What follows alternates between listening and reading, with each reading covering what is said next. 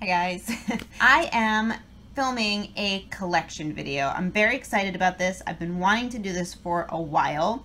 I'm intending this to be a collection video just to show you all of the makeup that I have. I also, if I come across anything that I can declutter, that would be great also. So it's a collection video with a declutter undercurrent, perhaps is the way to say it. Yes, I am totally wearing Doctor Who leggings. They are amazing. They're from Black Milk Clothing, which is a company that I love. I have a couple of their leggings and this nice soft flannel shirt. So I've got a good nerdy lumberjack thing going on today. Without further ado, let's dive right in. So this is a container, an organizer that I keep on my bathroom sink. All of my makeup is in the bathroom. It's where I have the best light and the most storage space. So this has some random little skincare bits, my eyeliners, kind of face products, so foundations, primers, powders, mascaras, brow things, eye primers, lip liners, and some little tools. So I will kind of bring all of this stuff out and just show you what I got. And I'm not sure exactly how I'm going to organize this. Maybe all of this will be one video. We'll see how it goes. I'm going to make it up as I go along. We have the base products I have. So face primers, foundations, and setting powders. So this first one, the NYX Pore Filler, I'm still playing around with this. I'm not sure how I feel about it. It is kind of a peachy, very light silicone-y. It's not sticky at all, so I've actually put this out on my hand, turned my hand over, and it's fell off into my sink. I don't know how I feel about it yet. I don't know if maybe the foundations I have don't work with this as well, because I've heard amazing things, but I'm not wowed by it. For instance, this primer I have, the e.l.f. Hydrating Face Primer, I legitimately notice a difference in how my makeup applies and how it looks when it's on my face, in a good way. So I do really like this, but it doesn't help with longevity, and it is a little bit too moisturizing for oily parts of my face. So my nose, which is where I have the most trouble with foundation rubbing off, fading, melting away. So this is not my holy grail primer, but it is definitely a nice one. This is the Ulta Demi Matte Foundation. I have it in the shade Classic Ivory, I think. The sticker, well, I must have peeled the sticker off. This I like on first application. The shade is a pretty good match for me. It's a kind of a thicker, creamy foundation. It's very nice. I'd say medium coverage. You can build it up pretty well, but it doesn't last very long, and especially on my nose, this is gone within just a couple of hours. Next up, we have this NYX BB Cream. It's in the shade Nude. I love this. This is my second bottle of it, and I will repurchase it when it's out. It's just a great mixer for me. I don't often wear this on its own because it just doesn't have enough coverage. Great texture. I like the shade. It's very neutral in its undertones, which I love. So I love mixing this with specifically this next product, which is the Kat Von D Lock-It Tattoo Foundation. Now this is in the older packaging. She has new packaging and new shades out now, which I will be looking into. This is the shade Light 44, and it's just, I can't wear it on its own because it's just a little bit too dark and a little bit too orangey.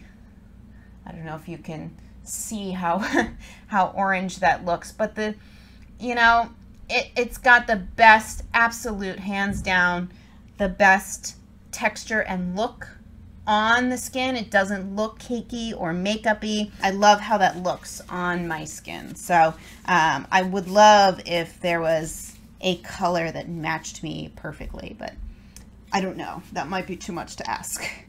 Speaking of colors matching perfectly, this is the new Wet n Wild Photo Focus Foundation in the shade nude ivory, which is light neutral. This even leans just a touch pink on me, but it's pretty much a perfect skin match.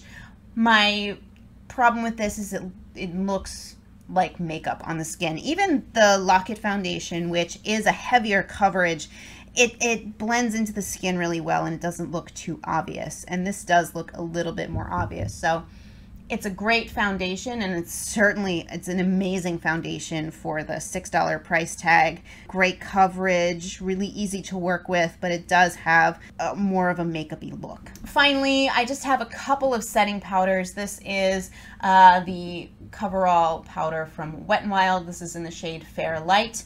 I usually use the Share Fade, the shade Fair, but I haven't found that in any store. It is available online at the time of this recording, so we'll see. I might pick that up. I do want to try the new powder first, see if I like that better. And then this is the NYX HD finishing powder. This is the pressed version. I really, really like this. I finally hit pan on it. I've had this for a long time. I'm amazed at how long it has lasted. It's a little bit expensive for me anyway. I think it was $10, $9.99. But I really, really, really like it. And it has lasted, so I would definitely purchase this again. All right, this is the rest of the stuff I think I will talk about in this video. I would ideally like to swatch eyeliners and lip liners and everything, and that would make this video way too freaking long. So this is concealers, eye primers, mascaras, and brow stuff. I am missing my Anastasia Brow Wiz, but I love that. I have it in the shade Soft Brown. All right, this is the Anastasia Dip Brow Pomade in the shade Blonde. I've had it for a long time. It's lasted well. I mean, it's quite dry, but it's still usable, but I never ever reach for it. I never reach for it. So I think I'm actually going to get rid of this. I find the pencil so much easier, so much quicker. It's just what I reach for. So I think I will declutter this. So this is the Wet n Wild Ultimate Brow Mascara. It's in the shade Blonder Over Yonder. I really like this for filling in my brows either over top of a pencil, or sometimes I'll go in with this first and then fill in where I need to with the pencil. It didn't hold maybe as much as I would like, so, you know, maybe it's not holy grail status, but it's definitely worth checking out, especially since it's super affordable. And then, you know, even more affordable is the e.l.f. Upside down, the e.l.f. Clear Lash and Brow Gel. These are both the same formula, exactly the same formula. And I think the brushes are both the same too. I'm using it. I don't know if I'll use it up. It is nice for adding a little extra texture if I've just used a pencil, but it's not part of my everyday routine, and I certainly don't feel like when it's gone, I'm going to be rushing out to buy another one. Okay, moving on to concealers. I got a little nervous because I kept seeing these on sale and I loved this concealer, so I bought two of the Illuminati highlighting and concealing pens from Wet n Wild. These are both in the shade Ivory Into You. I don't know if I'm going to be able to get through these before they go bad, but you can tell how much I enjoyed this formula by the fact that I bought backups for no real reason. This is the Naked Skin Weightless Concealer. It's in the shade Light Warm. I've talked about this before. This was like my holy grail, oh my god, so amazing concealer when I first got it.